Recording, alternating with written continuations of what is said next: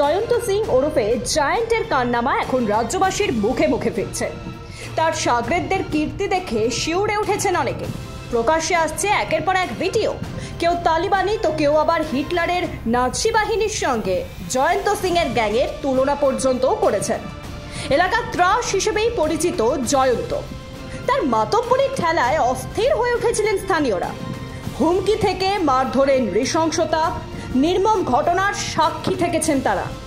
যদিও এই নিয়ে বিরোধীদের অভিযোগ এত কিছু ঘটে গেল কিন্তু পুলিশ টেরই পেল না। অবশ্য রাজনৈতিক মহলের একাংশের দাবি, মাথায় শাসক দলের নেতাদের হাত ছিল বলেই পুলিশেরও কিছু করার ক্ষমতা ছিল না। আর এসবই চলতো আরিয়াডহের তালতলা ক্লাব থেকে। সেই ক্লাবই ছিল অসামাজিক কাজের আঁকড়া, তালতলা ক্লাব। বকলামে এই ক্লাবই ছিল জয়ন্ত সিং এর আদালত।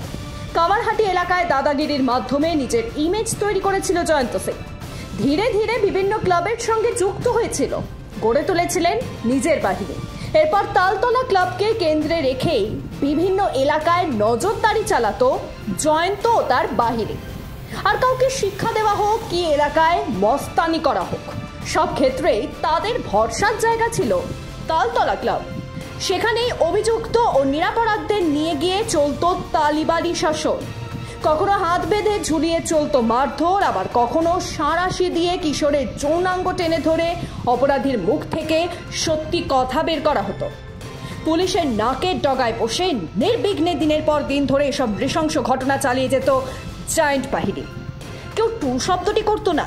আর সেই ভিডিওগুলি প্রকাশ্যে আসার পরই তা নিয়ে শোরগোল পড়ে গিয়েছে রাজ্য রাজনীতিতে। দেখুন, আরিয়াদহের তালতলা ক্লাব এখন হচ্ছে পশ্চিমবঙ্গের সবথেকে আশ্চর্যের বিষয় বা মানুষের মধ্যে কিউরিসিটির বিষয়।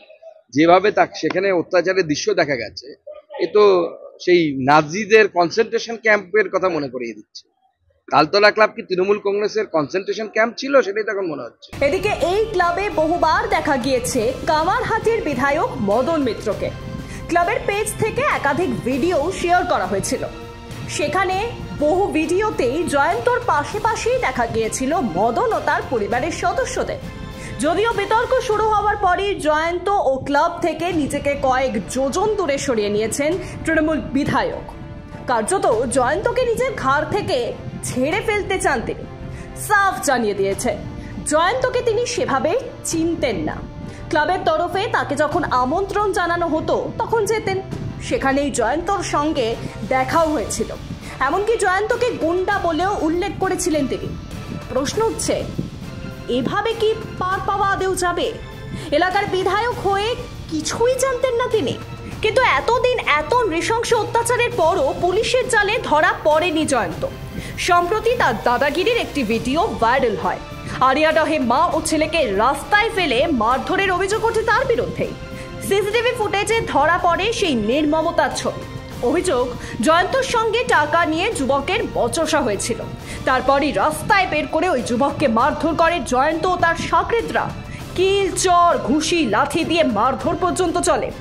সেই সময় ছেলেকে বাঁচাতে যান মা, তখন তাকেও মারধর করা হয়। তারপর স্থানীয়রাই তাদের গুরুতর জখম অবস্থায় উদ্ধার করে হাসপাতালে ভর্তি করেন। এই ঘটনা ভাইরাল হওয়ার পরেই জয়ন্তকে গ্রেফতার করে পুলিশ। সেই সঙ্গে তার বাহিনীর কয়েকজনকে গ্রেফতার করা হয়।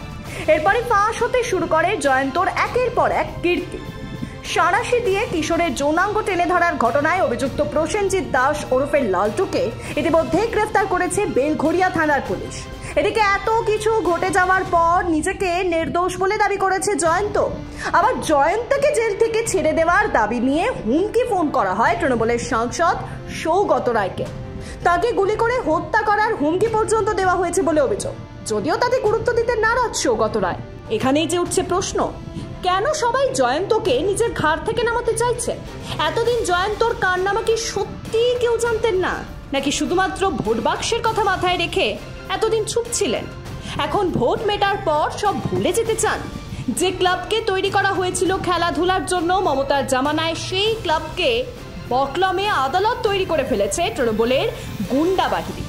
অপরাধীদের শাস্তি দেওয়ার দায়িত্ব নিজের কাঁধেই তুলে নিয়েছেন তারা। আর মাথায় দলীয় নেতৃত্বের হাত থাকার ফলে সব জেনে শুনে চুপ থাকতে হয় পুলিশকেও। কিন্তু রাজনৈতিক মহলের একাংশের আশঙ্কা, এর শিকড় মাটির অনেক গভীরে পৌঁছে গিয়েছে। তাই একজন জয়ন্তকে গ্রেফতার করে বা তাকে ঘাট থেকে ঝেড়ে ফেলে কোনো লাভই যার হবে না। আজ একটা জয়ন্ত গেলে তৈরি হবে হাজারো জয়ন্ত। আবারও শাসক দলের নেতাদের আশ্রয় প্রশ্রয় বেড়ে উঠবে, তারা এলাকায় চালিয়ে যাবে অত্যাচার। তাই এদের মূল থেকে উৎখাত করতে না পারলে রাজ্যের আইন শৃঙ্খলা পরিস্থিতি দিন দিন আরো ধসে পড়বে। Bureau report, Ritam Bangla.